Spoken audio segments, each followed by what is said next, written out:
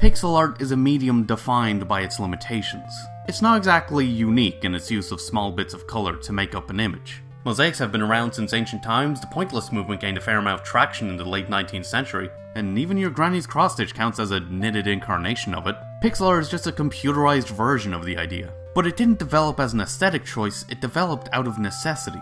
Back in the day, computers simply didn't have the processing power to display more than a few hundred pixels, the smallest possible bits of information a screen can display, in either direction at a time, and usually couldn't even display color. Early developers were restricted in what they could do, especially in the world of video games, the field of entertainment that pixel art has become so heavily associated with.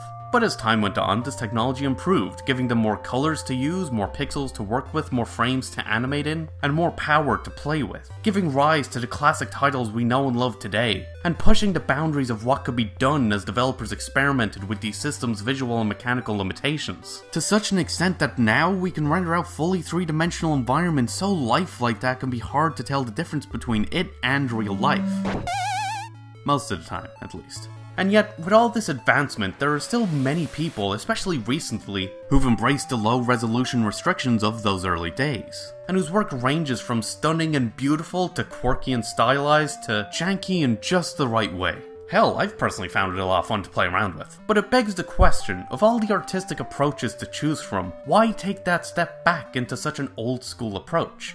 Why use pixel art?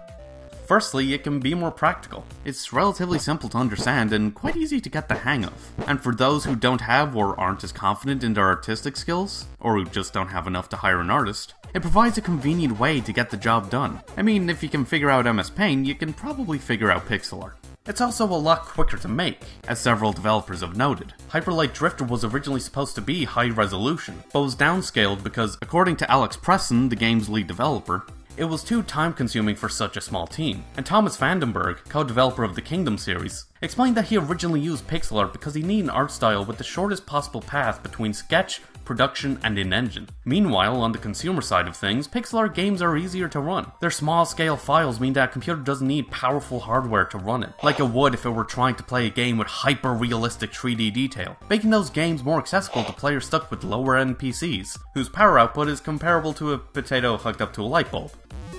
Of course, this varies from game to game, but still, pixel art's accessibility is beneficial for both developers and players alike. Secondly, the aesthetic of the pixel itself can draw people in for a variety of reasons. On the one hand, the recent resurgence in the use of pixel art could be seen as a reaction to the hyper-realistic renderings that have dominated the entertainment industry. For some, the novelty of that unbelievable amount of detail may be wearing off, and they're now looking for games and movies that have more texture and grit to them. Metaphorically, at least. They want to be able to see and feel the brushstrokes that put it together, so to speak. It's easy to see that desire in pop culture in general with how popular 80s and 90s aesthetics have become, with all the glitchy synthwave grids and VHS and old film grain looks people have been cramming into everything.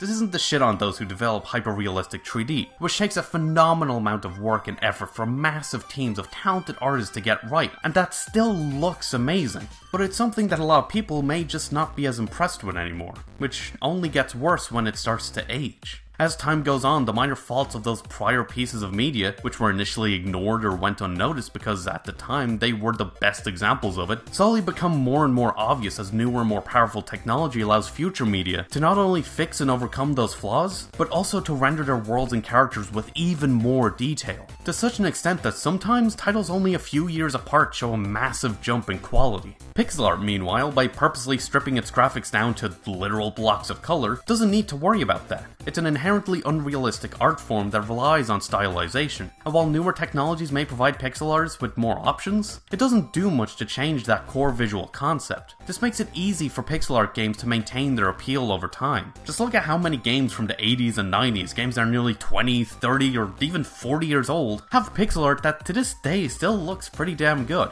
Wait, the 90s was nearly 20 years ago? Jesus Christ, when the fuck did that happen? Time, what are you doing to me?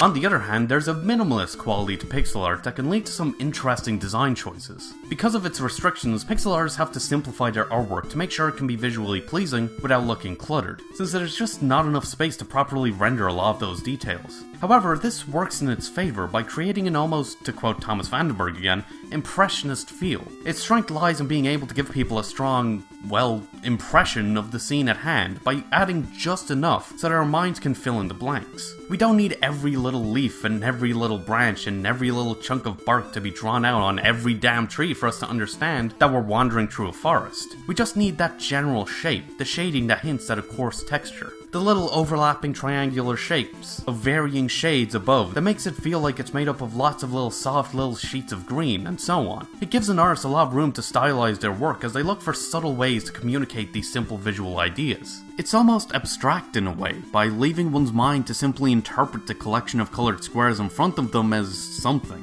Pixel art excels at communicating a lot with a little. Sometimes this lack of detail can even lead to varying interpretations of said images, as people start to fill in the gaps with their own feelings about them. While this has the potential to lead to a lot of problems, it can also be used to great effect to give a piece of artwork, or more specifically certain characters, more appeal.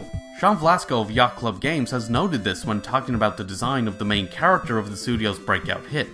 Shovel Knight is so many things to so many different people, because that little sprite can look very cute to some people. It can look like a badass Dark Souls knight to people. The kind of almost deliberate vagueness of that, I think, makes it even more inclusive. So, whether or not you see Shovel Knight as a stoic nobleman or a cocky show-off is surprisingly subjective, and can easily change depending on the situation. Bro. What luck! Infinidagger!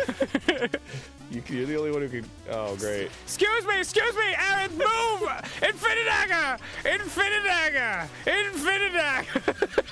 It's like a reverse Uncanny Valley, where there's so little visual information that people end up projecting ideas and concepts onto an image, and as such develop a much stronger appreciation and attachment to that art. Others still may simply enjoy pixel art's place as a uniquely digital medium. It's an art form that developed with and because of computerized technology, and that heavy association makes some see it as one purpose-built for computer-based ventures. Jason Rohrer, developer of games like Passage and Gravitation, has even described it as a kind of digitally native cartooning.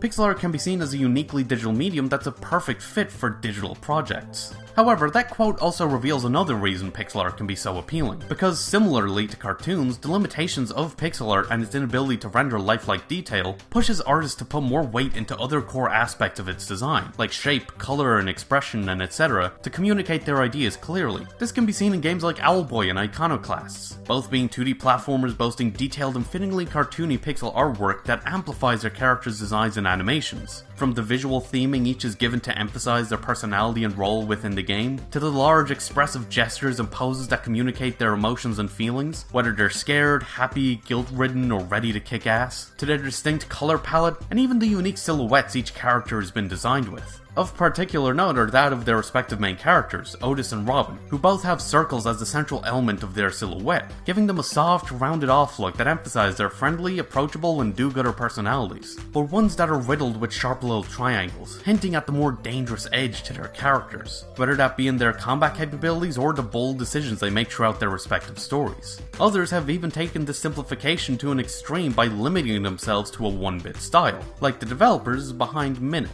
Minute is a top-down 2D pixel art adventure, played 60 seconds at a time, which in nearly every sense of the word has been built around its restrictions. Though, obviously, we're focusing on one restriction in particular. Its art is made with a 320 by 240 aspect ratio and just 2 colors, which left its developers with a unique challenge. To quote one of its designers, Jan Willem Nijman, "Everything is really precise, but at the same time we want to make a game that has loads of little details, loads of unique things. You're trying to do as much as possible without it becoming unreadable, and it creates this kind of tension. Every little pixel makes a massive difference in the way its art is understood, and so every aspect of its visual design had to be carefully put together. As such, the game uses quite a lot of cartoonish exaggeration, making each asset simple whilst emphasizing details that make them unmistakable as swords, ghosts, crabs, scorpions, boats, lighthouses, gardens, cameras, and so on. Which, given that the game's initial inspiration came from an actual cartoon, specifically Adventure Time, is quite fitting. These games effectively use exaggeration and simplification to give their characters and world clear designs that easily convey their personality within the confines of their blocky aesthetic. Pixel art's natural tendency toward that kind of stylization encourages clarity and readability within the visual design of the media that use it, and the challenge that comes with designing that is just as enticing as anything else. Or at least that's what I find fun about it. Pixel art is something I've actually gotten into over the last few months, and it's really enjoyable. Sure, working on such a small scale is restrictive, but it also gives me a lot of precision with what I draw. Something that's always felt just beyond my reach with more traditional techniques. And more to the point, there's something just oddly fun about experimenting within them. It pushes me to find new and creative ways to express myself with even simple images, and it's always rewarding whenever the results turn out well. It may be daunting, but it's pretty fun to try out. Finally, the third and probably most obvious reason that so many people use pixel art is just nostalgia. A lot of people grew up on those early pixel-based games, whether it be from pouring coin after coin into giant arcade cabinets, or spending hour after hour blazing through every NES and SNES game they could get their hands on. The aesthetic is so intertwined with their childhood that it's hard for them not to have some kind of fondness for it. And for those who didn't have those experiences, or who, like myself, grew up after the fact, pixel art's heavy association with the early days of gaming immediately marks it as a retro aesthetic, and that the modern games that use it are purposely trying to emulate the style of those old titles. And to be fair, there are a lot of games that do just that. A lot of the games I've mentioned are either partially influenced by or trying to pay homage to the titles that its developers grew up on. Some of them have even gone out of their way to limit their visual design to the pastiche of the specific eras they were inspired by to make it feel more authentic. There's a heavy undercurrent of nostalgia that runs through the use of a lot of pixel art. And while I don't think there's anything necessarily wrong with that mentality, it's one that I feel, applied too broadly, only works to its detriment. The idea of this uniquely digital medium being one that's only ever thought of and explored as the retro game thing stifles the ways in which it can be used. Because some of the most interesting examples of pixel art have come about from branching out of that mindset. There are massive online communities of pixel artists making amazing work where the end goal of the pixel art is the pixel art itself. And there are artists whose work with the medium has garnered massive success, and a lot of confusion, like eBoy. Made up of Stefan Sauertig, Sven Smittel, and Kai Vermeer, three artists who met in Berlin and started working together in the late 90s, eBoy is a pixel art group that's become well known over the years for their detailed artwork, and more specifically, their series of intricate cityscapes and dioramas riddled with Easter eggs and pop culture references, and whose client list includes MTV, Coca-Cola, Nike, and even the New York Times. They've received all sorts of critical acclaim for their unique style. It'd be easy to look at their work and assume it's been built off the back of retro gaming, but as they explain, that simply isn't the case. Maybe we use some elements so the result looks like old games, but it's not intentional. Our roots are really more into technology we use nowadays and started to use back then. We didn't pick out pixel art because it looked pretty, but because it was technically logical to use for the work we wanted to do. And it's actually very enjoyable. In an interview with Format Mag in 2007, they even went deeper into why they enjoyed the medium so much, saying, "It's the best way to get really sharp and clean looking results. You are forced to simplify and abstract things, which is a big advantage of this technique." Their roots weren't built on nostalgia, but simply on the tools they had at the time, given eBoy was established in the mid-90s, and an enjoyment of the technique that came with it. There are even some artists who were attempting to bring pixel art, or at least its aesthetic, into the traditional art world. The Wooden Mirror is an art exhibit built by Daniel Rosen, made up of hundreds of computer-controlled wooden blocks, which shift angle and position to display the image the built-in camera is recording in front of it, despite the dead pixels I've developed over the years. It's an interesting piece of interactive art that blurs the line between what we consider digital and analog work, or so argues Meredith Hoy in her book From Point to Pixel, A Genealogy of Digital Aesthetics, by using analog means, wood carvings manipulated with mechanical engineering, to create a digital look. Though not pixel art in the traditional sense, it emulates it enough to make the comparison worthwhile. These works show that pixel art isn't and shouldn't be confined to the world of retro-inspired games, because there's so much it can and has yet to explore. Because pixel art is a medium that breeds creativity through its limitations.